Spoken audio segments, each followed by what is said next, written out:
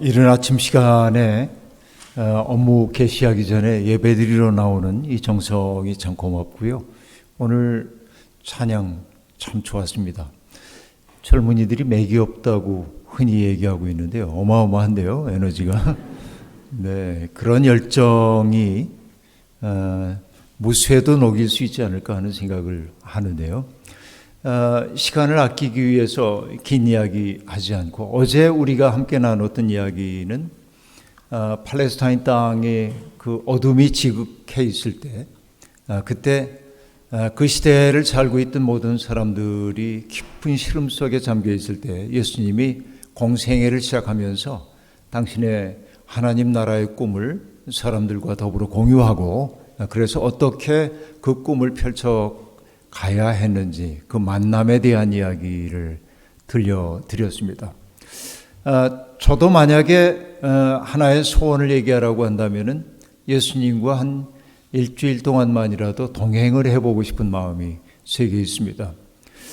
저는 거의 50년 가까이 신학 공부를 해왔기 때문에 아주 풀리지 않는 신학적인 문제들이 있으니 예수님 앞에 이 문제는 어떻게 해결해야 합니까? 여쭙고 싶기도 하지만은 그러나 일주일이 내게 주어진다고 한다면 나는 어떤 말도 하지 않고 주님을 그냥 바라만 보고 싶습니다. 어떤 의미에서 그러냐면 예수님이 사람들을 대하실 때 그 모습을 보고 싶어요.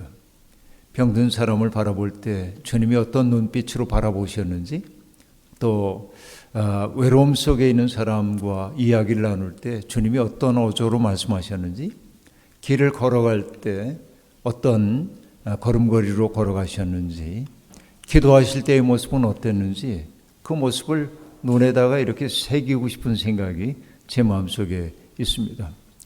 왜냐하면 여러분 사람의 영혼의 풍경이라고 하는 것은 그의 마음가짐, 몸가짐을 보면 드러나도록 되어 있거든요. 그래서 여러분 옛사람들이 어른들이 그런 얘기 했습니다. 신발을 벗어놓는 것을 보면 그 사람의 마음 상태를 알 수 있다. 그래서 그렇게 말합니다.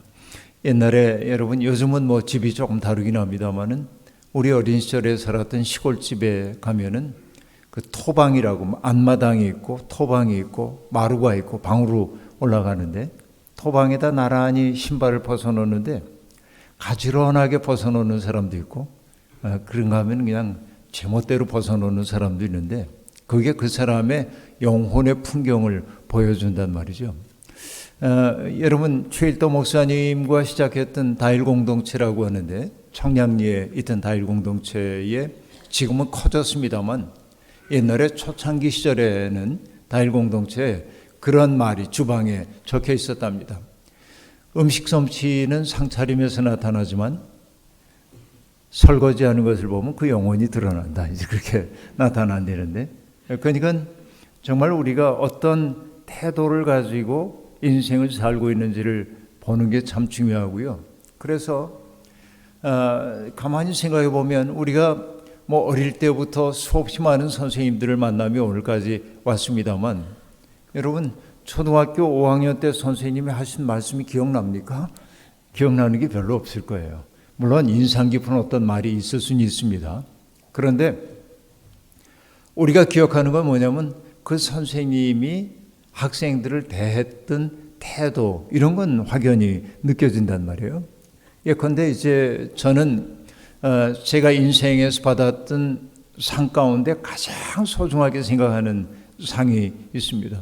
물론 그 사람들 앞에 꽤 근사하게 드러나는 영광스러운 상도 받은 적이 있지만 그건 저한테 중요하지 않고 가장 중요한 상 그건 뭐냐면 초등학교 5학년 때 담임 선생님이었던 이재진 선생님이 주신 상입니다. 우리 때는 한 반에 80명이었거든요. 18반까지 있었습니다. 어마어마하죠. 옛날에. 그러니까 80명의 아이들이 바글바글합니다. 한 선생님 안에서 교육이 일어나기가 매우 어려웠습니다. 그런데 그 선생님이 1년 다 마치고 우리가 다음 상급 학년으로 진급해야 될 때 상장을 다 주셨는데 공부 잘하는 학생 개근상 이런 거 말고요. 각자의 특색에 맞는 상을 주셨어요. 80명 모두에게 본인이 붓글씨로 써가지고 상을 주셨습니다. 제가 받았던 상은 뭐냐면 감투상이에요. 용감하다 그런 얘기이죠. 그러니까 운동할 때도 엄살하지 않고, 근데 그때 받았던 감투상이라는 게 제가 인생길 살아가면서 내내 떠오르곤 합니다. 어려운 고비가 찾아올 때마다 정말 포기하고 싶다 하는 생각이 들 때마다 이재준 선생님이 내게 감투상을 주셨는데 내가 이건 이겨내야 되지 않을까? 이런 생각이 드는 거예요. 그러니까 어제 예수님과 만난 사람들 얘기를 하면서 예수님께서 하셨던 일이 뭐라고 얘기를 했습니까? 마중물이 되어서 그 사람 속에 있는 가장 아름다운 가능성들을 이끌어내는 것이라고 이야기를 했잖아요. 그러니까 제 속에 잠재태로서 가능성으로서 있었던 그 감투 정신을 그 선생님이 호명해 줌으로 나는 감투 정신을 가진 사람으로 살게 해주셨죠. 여러분 김춘수 시인의 꽃이라고 하는 시는 누구나 다 잘 알고 있는 시입니다만은 내가 그의 이름을 불러주기 전에 그는 다만 하나의 몸짓에 지나지 않았다. 그러나 내가 그의 이름을 불러주었을 때 그는 내게로 와 꽃이 되었다. 이렇게 시작되잖아요. 그러니까 그저 내가 이름을 붙여주기 전에는 그냥 하나의 몸짓에 지나지 않지만은 그러나 내가 그 꽃의 향기와 형태와 빛깔에 알맞는 이름으로 호명해 주었을 때 그는 내게로 와 잊을 수 없는 꽃이 되어주는 거죠. 이 호명 행위가 무엇보다도 중요하다고 얘기할 수 있습니다. 어떤 사람 속에 있는 가능성을 보고 호명해 주는 게 필요해요. 어릴 때부터 너는 정말 넌 뭐가 되려고 그러는지 내 속에는 아무 가능성이 없어. 그럼 그 아이는 그렇게 되는 거예요. 호명해 주는 게 그의 존재가 되는 거라고 얘기할 수 있습니다. 그러니까 예수님은 시몬이라고 하는 자연의 인간을 보면서 그 사람 속에 가능성으로만 잠재되어 있었던 베드로라고 하는 가능성을 호명해 주었잖아요. 나다나엘이라고 하는 사람이 예수님 앞에 오는 것을 보았을 때 예수님이 뭐라고 얘기합니까? 나다나엘, 너는 냉소주의자구나 그러지 않았어요. 왜냐하면 우리가 요한복음에 보면 나다나엘에게 친구들이 가가지고 우리가 메시아를 만났다고 그렇게 얘기하면서 나사렛 예수라고 하자 나사렛에서 무슨 선한 것이 나오겠는가 이렇게 말하거든요. 냉소주의자입니다. 어떻게 보면. 그런데 예수님이 그 나다나엘을 보고 하신 말씀은 너는 냉소주의자구나 그러지 않아요. 이 사람 속에는 이 사람이 참 이스라엘이래요. 이 사람 속에 간사한 것이 없대요. 그렇게 호명해 주었을 때 나다나엘은 간사한 것이 없는 참 사람이 되는 거예요. 예수님에게 우리가 삶을 배우는 게 바로 그런 것입니다. 어떤 외적으로 보이는 부정적인 것들 그 너머에 있는 것들을 보완했단 말이죠. 예수님이 하셨던 말씀 우리도 기억하죠. 남의 눈에서 티끌을 빼겠다고 하는 자야. 내 눈에 먼저 들보를 제거한 후에 그래야 맑게 보게 되지 않느냐 하고 말합니다. 우리들도 여러분 누군가의 눈에서 티끌을 빼겠다고 나설 때가 얼마나 많이 있는지 모릅니다. 그러나 주님이 보셨던 것은 누군가의 나무라야 할 허물들이 아니라 그 사람의 아픔과 눈물을 보시는 분이 주님이시잖아요. 그래서 저는 티끌이 아니라 눈물을 보라 이렇게 말하고 싶어요. 사람들 속에는 여기에 전부 성인들입니다마는 그러니까 여러분 성인들에게 교육되고 있는 게 뭐예요? 울면 안 돼요 그러는 건데 여러분 나이가 이 정도 돼도 위로받고 싶은 어린아이가 다 있어요. 모든 사람 속에는. 모든 사람이 그래요.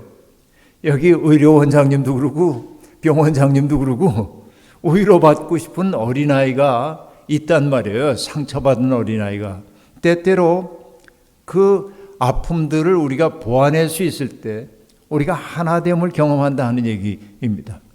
얘기가 또 곁길로 갑니다마는 윤동주 시인이 여러분 연희 전문을 다니다가 정말 날마다 시작 활동을 쓰고 있던 이 윤동주 시인이 1939년부터 40년 10월까지 시를 하나도 쓰지 못합니다. 그 시대의 어둠이 너무나 고통스러웠기 때문에 그렇습니다. 그런데 그가 오랜 침묵을 깨고 처음으로 썼던 시가 뭐냐면 팔복이라고 하는 시예요. 그 팔복은 여러분 팔복이 뭔지 알죠? 심령이 가난한 자는 복이 있나니 천국이 저희 것이며 이렇게 시작되는 게 팔복입니다.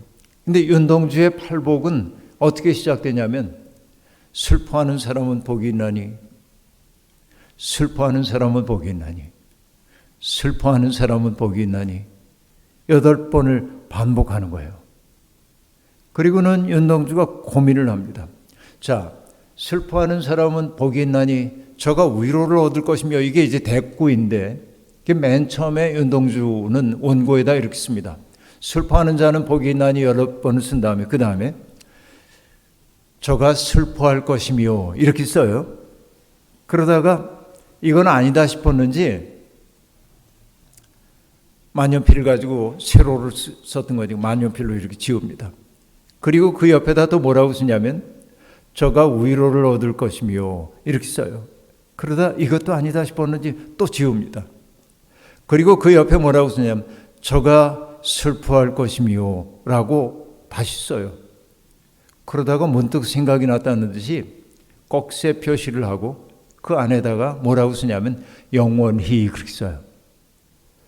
그래서 그 얘기는 뭐냐면 슬퍼하는 자는 복이 있나니, 슬퍼하는 자는 복이 있나니 8번을 반복한 다음에 마지막으로 최종적으로 나온 게 저가 영원히 슬플 것이며 그렇게 말한단 말이에요. 이 얘기를 들으면 윤동주가 그 시대의 어둠에 짓눌려 가지고 소망을 잃어버린 것처럼 보여요. 슬픔이라는 애상 속에 들어간 것처럼 보인단 말이에요. 윤동주 연구를 했던 어느 평론가도 그렇게 얘기한 적이 있습니다. 그러나 저도 비평을 하는 사람입니다마는 안타까운 것은 그 윤동주 시를 그분은 전혀 이해하지 못했다. 그 시를. 왜냐하면 종교성의 본질이 뭔지를 그분은 하나도 이해하지 못했다는 얘기입니다. 자, 여기 이제 생각해 봅니다. 여기 9분이 앞에 쭉 앉아 있는데요. 개별적인 존재들로서 안고 있는 마음의 슬픔 같은 것들이 있어요. A라고 하는 사람의 슬픔, B라는 사람의 슬픔, C, D의 슬픔들이 각자 다 있습니다. 저마다의 슬픔을 안고 이렇게 살아가요. 모두가 다. 그런데 여러분 어느 순간 A라고 하는 분이 뭘 느끼냐면 나만 슬퍼하는 게 아니구나 라는데 눈이 떠지는 거예요. B도 슬픔 속에 있고 C도 슬픔 속에 있고 인생의 유한함 때문에 고통을 겪고 있다는 사실을 생각하는 순간 내가 스스로가 안타까웠던 것처럼 그들의 고통이 내 고통으로 다가오기 시작하는 거예요. 얼마나 힘들까. 그렇죠? 윤동주가 당도한 세계는 뭐냐면 그 바로 개별적인 슬픔을 넘어서는 영원한 이 고통 속에 유한한 인간들이 겪고 있는 그 아픔에 대한 깊은 연민의 마음이에요. 그 연민의 마음 속에서 보니까 너와 나라고 하는 개별성들이 무너지고 우리가 하나가 되었음을 느끼게 되는 말이에요. 바로 이것이 뭐냐면 우주의 마음이기도 하고 그리스도의 마음인 거예요. 예수 그리스도의 특색 가운데 하나는 뭐냐면 당신의 외부가 없어요. 어떤 사람이 고통받는 모습을 바라보았을 때 주님은 그것을 나와 무관한 고통으로 여기지 않거든요. 윤동주는 마침내 그 가련한 일제 식민지 하에서 고통받고 있는 사람들의 고통을 그들의 고통만이 아니라 나의 고통만이 아니라 우리의 고통으로 수용하기 시작하자 한없는 연민으로 그들을 감싸 안고 싶어하는 그리스도의 마음에 당도한 거예요. 이게 바로 팔복이라고 하는, 그래서 슬픔을 복이라고 얘기했던 것은 그 얘기예요. 개별적인 나를 넘어서는 아주 보편적인 그 세계 속에 하나님의 마음과 접속을 이루게 된 것이란 말이죠. 그래서 그 마음을 가지고 윤동주가 썼던 시가 십자가라고 하는 시인데, 쫓아오던 햇빛인데 지금 예배당 꼭대기에 걸려있다고 얘기하는 시 알잖아요. 그런데 윤동주의 시는 뭐라고 얘기합니까? 종소리조차 들려오지 않는데. 왜 종소리가 들려오잖아요? 종치는 사람 없기 때문에요? 아니요. 일제시대 때 전쟁 물자가 필요했던 일본이 예배당의 모든 종들을 다 띄어갔어요. 그걸 녹여가지고 전쟁 무기 만들기 위해서. 그러니까 종탑은 있는데 종이 없는 그 광경을 바라보면서 얼마나 쓸쓸합니까? 종소리조차 들려오지 않습니다. 할 수 있는 것은 뭐냐면 휘파람이나 부는 거예요. 그러나 문득 생각이 떠올랐어요. 어떤 생각이냐면 괴로웠던 사나이, 그러나 행복한 예수 그리스도에게처럼 내게도 십자가가 허락된다면, 그렇게 말해요. 예수 그리스도가 십자가를 지는 건 괴로운 일입니다. 그러나 행복한 사나이입니다. 예수는. 왜? 아까 얘기했던 나만의 슬픔, 나만의 애상 속에 잠기지 않고 세상의 모든 고통을 당신의 것으로 수용하는 그 마음이 하나님의 마음이었기 때문에 행복한 거예요. 그래서 윤동주가 하는 얘기가 괴로웠던 사나이 그러나 행복한 예수 그리스도에게처럼 내게도 십자가가 허락된다면 꽃처럼 피어나는 피를 저 하늘 밑에 조용히 흘리겠습니다. 이렇게 얘기한단 말이에요. 그러니까 자, 그 팔복이라고 하는 시에서 당도했던 그 세계를 넘어서서 지금 이제 내게도 십자가가 허락된다면 주님이 내게 주신 십자가 내가 받아들이고 싶다고 얘기를 해요. 그리고 나오는 시가 그 유명한 서시란 말이에요. 하늘을 우러러 한 점 부끄러움이 없기를 하고 노래하는 그 시 있잖아요. 여러분, 이 윤동주는 맹자를 굉장히 많이 읽었고 좋아합니다.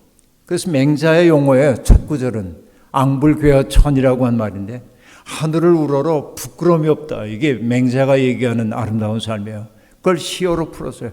하늘을 우러러 한 점 부끄러움이 없기를 잎새에 있는 바람에도 부끄러워했다. 괴로워했다. 이렇게 말하잖아요. 그리고 여러분 윤동주의 그 시의 뒷부분에 가면 뭐라고 얘기합니까? 모든 죽어가는 것들을 사랑해야지 그러잖아요. 그러니까 유한한 생명 속에 있는 모든 것들을 내가 사랑해야지 사랑으로 품어안는 거예요. 그러니까 여러분 윤동주는 후쿠오카 형무소에서 비참하게 죽임을 당했지만은 그 마음에 당도했기 때문에 그는 하나님의 깊은 위로를 받았다고 저는 생각을 하는 겁니다. 그런 거죠. 예수 그리스도의 마음이 그런 마음이었을 거예요. 이 세상에 있는 모든 슬픔과 연민 이런 것들을 당신의 것으로 수용했단 말이죠. 이게 왜 중요하냐면 예수님이 사셨던 그 시기는 한마디로 얘기하면 로마가 지배하고 있던 세계이고 로마는 지중해를 내해로 거느린 대제국을 만들었잖아요. 그런데 이 로마라고 하는 것이 자기의 그 큰 영토를 다스리기 위해서 통치의 이념으로 삼았던 것은 뭡니까? 힘이 정의다 그런 거예요. 힘이 없으면은 우리가 통치할 수 없다는 거예요. 여러분 그 플라톤의 국가 정체라고 하는 책에 보면 트라시마코스라고 하는 사람이 정의에 대한 이야기를 나누다가 주장하는 게 있습니다. 정의를 뭐라고 말하냐면 정의는 강자의 편익이다 그렇게 얘기해요. 강한 사람이 제멋대로 세상을 규정하는 게 정의라는 겁니다. 이게 힘의 논리예요. 로마는 그래서 여러분 식민지를 다스리기 위해서 공포 정치를 하는 겁니다. 식민지 사람들이 세금 잘 내고 말 잘 듣고 그냥 놔둬요. 그러나 조금이라도 반역을 획책하면은 그 압도적인 군대를 보내가지고서는 처절하게 유린했습니다. 그러니까 그 강력한 힘 앞에서 로마에 복속되어 있는 나라들은 숨조차 쉴 수가 없는 거예요. 그래서 로마 제국시대의 전쟁이 그칩니다. 지중해. 그 시대를 뭐라고 그러냐면 팍스 로마나 그래요. 로마의 평화시대라고 얘기해요. 그런데 로마의 평화시대는 어떤 평화입니까? 힘에 의해 숨죽인 평화란 말이에요. 로마 제국에 복속하는 이들에겐 평화일는지 모르지만은 그 밑에 숨죽이고 살고 있는 사람들에게는 없는 평화란 말이죠. 그래서 여러분 복음서의 첫 장면 누가복음에 보면은 예수 그리스도의 탄생을 전하는 천사의 노래소리가 목동들에게 들려오는데 그때 목동들이 듣는 소리는 뭡니까? 하늘에는 그의 나심을 기뻐하는 이들 가운데 영광이고 땅에서는 그의 오심을 기뻐하는 이들 사이에 평화라고 얘기하죠. 바로 이 평화는 뭐냐면 땅의 평화는 로마의 평화에 대조되고 있는 그리스도의 평화. 팍스 크리스티예요. 팍스 로마나가 아니라 팍스 크리스티입니다. 그러면 여러분 로마라는 게 압도적인 힘을 가지고 사람들을 억압하는 로마 제국이라고 한다면 예수님의 공생애를 통해서 사람들에게 전달하고 있는 평화라고 하는 것은 뭐죠? 힘 있는 사람이 힘을 가지고 자기의 의사를 누군가에게 보고하고 그 의사에 따라 살도록 만드는 세상이 아니라 뭘 하는 세상입니까? 힘 있는 사람이 가장 낮은 사람을 섬기는 세상을 전혀 꿈꾸잖아요. 예수님이 말씀하십니다. 제자들에게 이방인의 집권자들은 그 힘을 가지고 사람들을 억압하고 수탈하고 제압하지만 너희는 그래서는 안 된다. 가장 높여지려고 하는 사람은 가장 낮은 곳을 섬겨야 돼. 으뜸이 되려고 하는 사람은 모든 사람의 종이 되어야 한다라고 말합니다. 자, 로마 제국이 지배하고 있는 세계의 논리는 뭐냐면 힘이 최고야. 힘 있는 사람이 최고야. 그러니까 힘을 가져야 돼. 그런데 예수님은 뭐라고 얘기하냐면 설사 내게 힘이 주어졌다 할지라도 그것은 내 뜻을 누군가에게 부과하기 위한 것이 되어서는 안 되고 모든 사람들을 섬기는 일에 사용되어야 한다는 거예요. 근데 여러분 지금 우리가 살고 있는 이 세상도 다를 바가 없습니다. 세상은 끊임없이 우리에게 뭐라고 말하냐면 우리가 무시당하지 않고 살기 위해서는 힘을 가져야 된다고 얘기한단 말이에요. 끝없는 경쟁 속으로 우리를 밀어넣기 시작한단 말이에요. 또 따지고 보면 그것이 맞는 것처럼 보이기도 합니다. 그래서 많은 젊은이들이 힘의 근원이 어디에 있을까 생각해가면서 결국 힘이라는 게 돈이라고 하는 자본주의 신화에 깊이 몰두하기 시작합니다. 돈이 있으면 못할 일이 없는 것처럼 보여요. 사실 돈은 매우 힘이 셉니다. 그래서 여러분 발터 베냐민이라고 하는 그 독일의 철학자는 돈을 19세기의 자본주의 분석하면서 돈을 가리켜 뭐라고 말하냐면 돈은 유사 전능성을 준대요. 사람들에게. 내가 전능한 존재가 되는 것처럼 느끼게 만드는 거예요. 그러니까 내가 돈이 꽤 많이 있으면은 사람이 사람으로 잘 안 보여. 그것이 아주 천민적으로 나타난 게 뭡니까? 갑질이죠. 갑질. 여러분, 우리나라 말이 외국 옥스퍼드 사전 같은 데 등재된 말들이 좀 여러 가지가 있는데요. 기독교의 용어 가운데 뭐가 있냐면 통성기도가 있습니다. 통성 프레이어 그렇게 돼 있어요. 통성기도라는 게 외국엔 별로 없는 거기 때문에 통성을 유니보컬 프레이어 이렇게 얘기 안 해요. TONGSUNG 프레이어 통성기도 이런 거 정말 재밌잖아요. 이런 말들이 한국에만 있는 현상이기 때문에 그렇습니다. 재벌이라고 하는 말도 영국 그 단어가 그대로 이제 등재된 말 가운데 하나입니다. 그런데 정말 부끄럽게도 외국 사전에 등재된 우리말 가운데 하나 갑질이라는 게 있어요. 이게 한국의 이 부끄러운 현실입니다. 돈이 있으면 갑질해도 돼요. 을이라고 하는 사람을 수단으로 삼는 게 당연하게 여겨져요. 그게 발터 베냐민이 얘기한 것처럼 그게 내게 전능함을 준다고 여기기 때문에 사람들은 돈 하는 거예요. 사실 여러분 도스토옙스키라고 하는 러시아의 문학가를 여러분 아시겠습니다마는 이 도스토옙스키가 페트라시옙스키라고 하는 사람의 모임에 가담했다가 나중에 붙잡혀가지고서는 황제에 반역하는 죄 때문에 사형 선고를 받고 사형대 앞에 서기도 합니다. 긴 얘기할 수 없으니까 사면령이 내리고 시베리아로 유형을 떠나게 됩니다. 거기에서 정말 그 전국에서 잡혀온 그 아주 악질적인 죄인들과 함께 그곳에서 도스토옙스키가 굉장히 긴 시간 동안 수용 생활을 거기서 하게 됩니다. 그때 자기가 경험했던 바를 가지고 썼던 책의 제목이 뭐냐면 죽음의 지배 기록이라고 하는 책인데 이건 정말 중요한 책인데 그런데 도스토옙스키는 뭐라고 얘기하냐면 그런 수용소 안에서도 온갖 인간들이 뒤섞여 살고 있기 때문에 돈이 굉장히 큰 힘을 발휘한다는 거예요. 돈만 있으면 못할 일이 없었다는 거예요. 그래서 그 유명한 얘기를 하고 있는데요. 돈을 도스토옙스키는 뭐라고 얘기하냐면 coined liberty 그렇게 말하는데 주조된 자유 그래. 주조된 자유. 돈이 있으면 못할 일이 없는 것처럼 여겨지는 세상이란 말이에요. 근데 그 신화가 우리들에게 그대로 지금 들어와 있단 말이에요. 내가 힘이 있어야 돼. 이 논리에 우리가 빠져서 살기 시작하는 거죠. 그러니까 여러분 이 세상이 그 로마식 세상이 우리에게 말하고 있는 것은 뭐냐면은 힘 있는 게 아주 속되게 얘기하면 장땡이야. 요즘식으로 얘기하면 돈이 최고야. 돈이 있으면 뭐든지 할 수 있어. 이렇게 말하는데 주님은 뭐라고 얘기하냐면 설사 내게 돈이 있다고 해도 그 돈 가지고 제멋대로 살지 말라고. 내가 힘이 있다고 한다면 그걸 섬기는 일에 써야 된다고 얘기해요. 그런데 예수를 믿는 우리에게 더 크게 들려와야 하는 말씀은 주님의 말씀이잖아요. 그런데 예수 믿는 사람들도 대개 주님의 말씀에 반응하기보다는 세상의 말에 반응을 한단 말이에요. 이게 전도된 현실입니다. 이게 참 슬픈 일입니다. 오늘의 기독교가 이렇게 맥없이 된 까닭이 뭐냐면 복음의 말씀에 따라 살기보다는 세상이 우리를 교육시키는 데 따라 살고 있기 때문에 우리가 이렇게 무력해져 버리고 말았다 하는 얘기입니다. 여러분, 저도 뒤늦게 교회를 가가지고 정말 예수 그리스도에 대한 궁금증이 생겨가지고 복음서를 면밀하게 이렇게 살펴보면서 나 나름대로 예수에게 없는 것이 무엇인지를 따져보기 시작했습니다. 물론 이것은 처음부터 알았던 건 아니고 나중에 좀 정리가 된 겁니다만, 기억하기 좋으라고 사라고 하는 글자를 가지고 한자이긴 합니다만 설명을 해보겠습니다.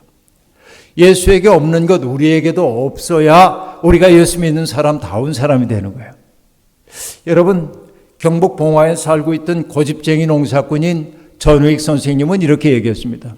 참 삶이란 부단히 버리는 것과 든든히 붙잡는 것의 통일이다. 그렇게 말했어요.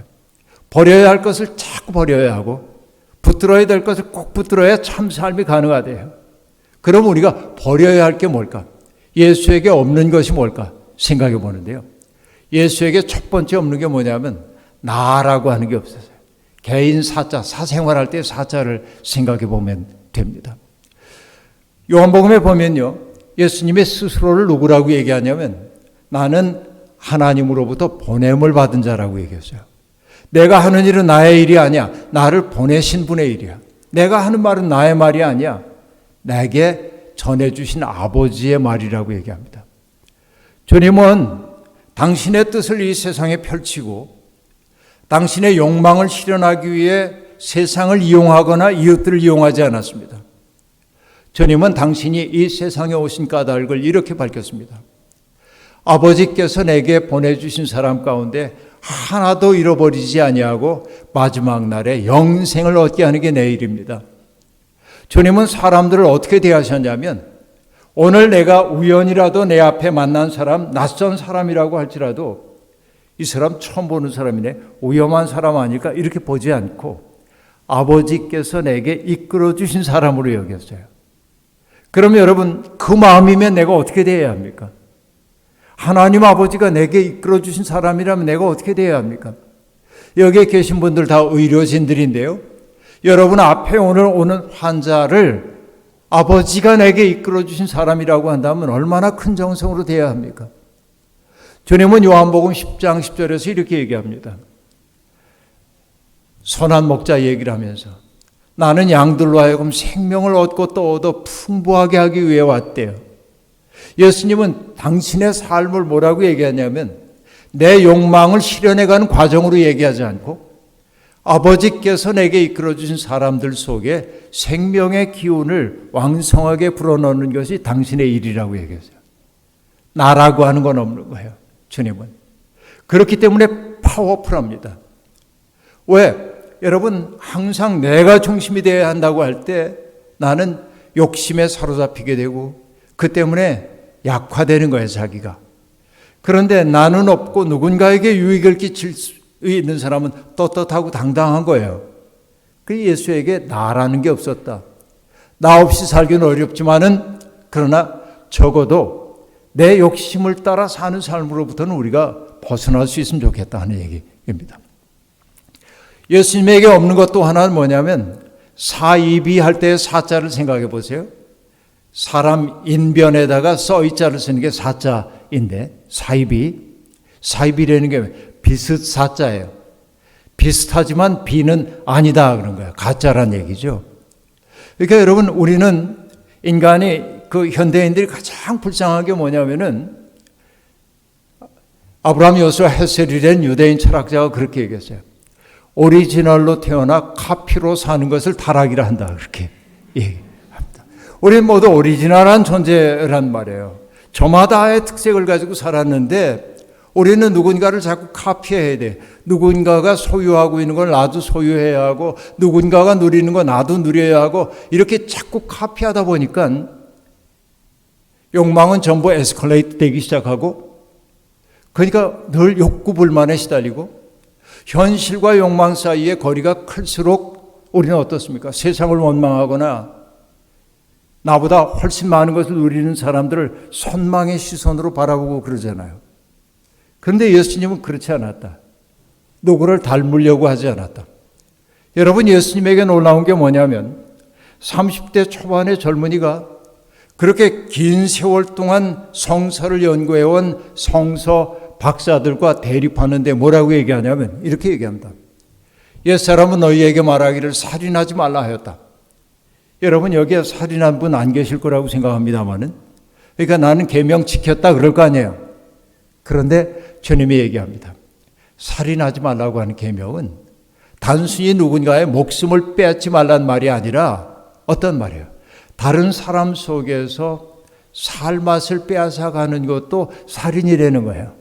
형제를 보고 바보라고 하는 자는 관원에게 끌려가고, 형제를 바보라고 하는 지옥에 갈 거라고 얘기한단 말이에요.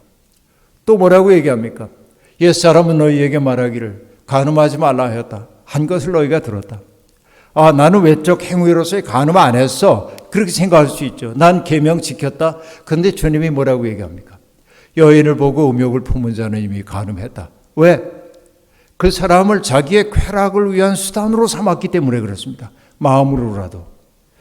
정말 하나님의 형상인 어떤 존재를 있는 그대로의 모습으로 존중하기보다는 나를 위해서 도구로 사용할 수 있다는 사고 자체가 이미 간음이라고 얘기하고 있어요. 이게 예수 그리스도인 것입니다. 그러니까 여러분, 예수 그리스도는 문자에 매여 있는 분이 아니라 그 문자 속에 담겨 있는 깊은 하나님의 마음이 뭔지를 헤아리는 분이었단 말이에요. 그런 의미에서 누구를 카피하려고 하지 않았다. 주님은 그런 의미에서 오리지널한 분이다 말이죠. 주님은 추호의 거짓도 없었습니다. 거짓 사자 없었어요. 이거 설명할 시간 없으니까 여러분 그냥 알 거고. 그 다음에 여러분, 예수님은 사치스러울 사자가 없어서, 사라고 하는 글자는 큰 대자 밑에 놈자자가 있거든요. 한자로 보면은. 사치라고 하는 건 뭘 뜻합니까? 나를 뭔가로 주렁주렁 치장하고 싶은 거예요. 그런데 여러분, 예수 그리스도는 뭐라고 얘기합니까? 공중에 나는 새도 깃들 곳이 있고 여우도 굴이 있건만 인자는 머리 둘 곳조차 없다라고 얘기합니다. 주님은 아무것도 가진 게 없었어요. 여러분, 오늘날 많은 교회들이 뭐라고 얘기하냐면 주님의 큰 뜻을 행하기 위해서는 교회가 커져야 되고 인원도 많아져야 되고 예산이 많아져야 된다고 얘기합니다. 그런데 이것은 본말을 전도시킨 겁니다. 주님이 돈 많아서, 당신 따르는 사람 많아서 아름다운 일을 하셨습니까? 아니요. 주님은 가진 거 아무것도 없었어요. 그래서 주님은 뭘 했습니까? 가진 것을 누구에게 주지 않고 당신을 주셨어요. 오늘날 교회가 맥없는 까닭이 뭐냐면 우리 자신을 필요로 하는 사람에게 우리를 주려고 하지 않고 돈 가지고 해결하려고 하기 때문에 그렇다 하는 얘기입니다. 이게 오늘의 교회가 약화된 까닭이라고 얘기할 수 있는 겁니다. 그런 의미의 사치가 주님에게는 없었다. 홀가분한 자유가 주님에게는 있었다 하는 얘기입니다. 바로 그런 삶을 통해서 주님은 스스로를 누군가에게 선물로 주시는 거죠. 은사할 때 사자란 말이에요. 주님은 스스로를 선물로 주신 분이었어요. 자, 여기 계명대학교에 동산의료원이라고 하는 공동체가 있습니다. 믿음의 공동체입니다. 여기는. 공동체를 뜻하는 커뮤니티라고 하는 단어는 함께를 뜻하는 컴과 선물을 뜻하는 모누스라고 하는 라틴어가 결합된 말입니다. 공동체는 뭐냐? 서로가 서로에게 선물이 되는 사람들의 모임을 뜻합니다. 예수 그리스도의 제자단도 그랬단 말이에요. 그러니까 여러분, 이 병원이 적어도 그리스도인 공동체라고 한다면 우리의 마음은 뭐냐면 내가 누군가에게 선물이 되기를 소망해야 돼. 오늘 여러분이 만나는 환자들을 여러분은 객관적으로 내가 돌봐야 할 환자로만 보지 말고 내가 이분에게 줄 선물이 뭘까를 고민해 보자, 그 얘기죠. 바로 이게 믿음의 삶이란 말이에요. 여러분, 베드로를 비롯한 제자 일행은 예수님과 함께 지내면서 그런 삶을 보기 시작했습니다. 이전에는 내가 살기 위해서는 내 쪽으로 끌어들여야 하고 무시당하지 않으려면 힘을 가져야 하고, 그렇죠, 나를 중심으로 살아야 했어요. 이게 로마가 지배하는 세상이었어요. 그러나 예수님은 끝없이 나라고 하는 것 없이 하나님의 뜻을 실현하기 위해 썼고, 그리고 누군가 비슷해지기보다는 하나님의 마음을 알아차리기 위해 애를 썼고, 거짓 없는 존재가 되려고 애를 썼고, 그리고 누군가에게 선물이 되려고 애를 썼고, 그렇죠? 바로 이런 삶이 바로 뭐냐면 하나님 나라의 논리란 말이죠. 로마 제국에 대립되고 있는 하나님 나라라는 것은 그렇게 우리에게 다가온다. 제자들은 예수님과 동행하면서 그 삶을 배우기 시작했던 겁니다. 우리도 정말 예수를 믿는 사람이라고 한다면 예수님의 삶에서 없었던 것이 우리의 삶에서 가급적 없어져야 합니다. 그것을 노력하지 않으면 안 되는 것입니다. 마침내 베드로 일행, 제자 일행들은 예수 그리스도의 삶에 젖어들기 시작했습니다. 그리고 마침내 고백의 상황이 다가옵니다. 예수가 누구인지를 고백해야 돼. 그 얘기는 오늘 저녁입니다. 시간이 다 됐기 때문에 기도하겠습니다. 자비로우신 하나님, 오늘 이 아침에도 하나님의 말씀을 함께 나누게 해주시니 감사합니다. 로마 제국이 지배하고 있던 폭압의 시기, 모든 사람들이 힘겹게 지내고 있던 그때 예수님은 로마 제국을 해체하는 평화의 논리, 힘을 가진 사람이 모든 사람의 종이 되는 새로운 질서를 가지고 이 땅에 오셨습니다. 예수를 믿는다고 하는 우리들도 주님의 그러한 삶을 닮아야 할 텐데, 우리도 모르는 사이에 주님의 길을 따르기보다 세상의 길을 따라가고 있는 것은 아닌지요. 스스로를 돌이켜봅니다. 주님, 우리가 어떤 경우에도 주님을 따르는 주님의 제자가 되게 하옵소서. 오늘 하루 우리에게 선물로 주셨으니 오늘 우리 앞에 당도하는 모든 사람을 하나님이 이끌어 주신 사람으로 여기게 도와주시고, 우리가 그들에게 줄 수 있는 선물이 무엇인지를 생각하며 살아 오늘 우리의 가슴 속에 그리스도의 사랑이 차오르게 하시옵소서. 예수님의 이름으로 기도하옵나이다. 아멘.